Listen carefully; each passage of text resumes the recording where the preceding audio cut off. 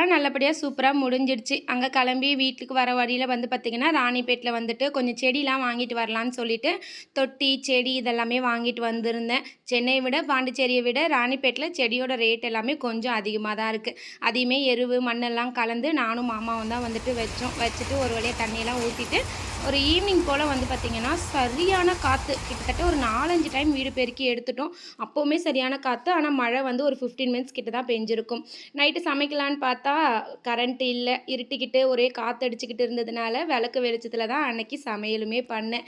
என்ன தான் colour colour லைட்டில் நம்ம சமைச்சாலும் இந்த மாதிரி விளக்கு வெளிச்சத்துலேயோ இல்லை வந்துட்டு எமர்ஜென்சி லைட்லேயோ சமைக்கிற சுகமே தனி தான்.